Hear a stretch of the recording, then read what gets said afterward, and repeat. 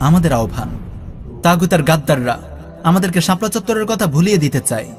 মুমিন কখনো তার ভাইয়ের রক্তের কথা ভুলে না। শাপলা আমাদের হৃদয়ে প্রেরণার মিনার হয়ে বেঁচে থাকবে আজীবন। আমরা কখনো শাপলাকে ভুলে যাব না।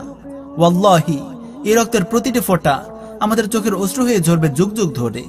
প্রিয় ভাই, আজও যদি এই তাগুত এবং এই গাদ্দারদেরকে আমরা দ্বীনের পবিত্র অঙ্গন থেকে ঝেঁটিয়ে বিদায় করতে না পারি, তাহলে আমাদের সামনের দিনগুলো অনেক কঠিন হবে। আশ্চর্য হই, দ্বীনের এত বড় ক্ষতি করেও এই গাদ্দাররা কিভাবে আজও টিকে আছে আমাদের উপর সওয়ার হয়ে। এরা কখনো থামবে না।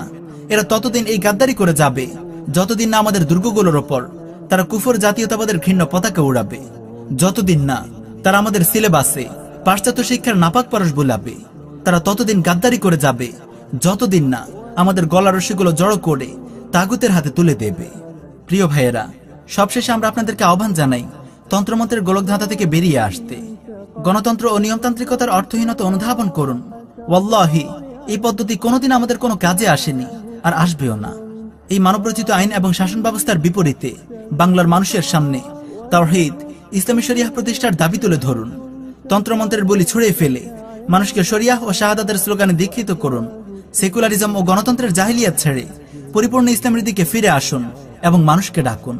আমরা আপনাদেরকে আহ্বান করি আল্লাহর নবীর দেখিয়ে দেয়া পথে হাঁটার জন্য, তার নববী মানহাজের অনুসরণের জন্য, তাওহীদ ও জিহাদের পথে হাঁটার জন্য এই জনপদের মানুষগুলোকে প্রস্তুত করার জন্য।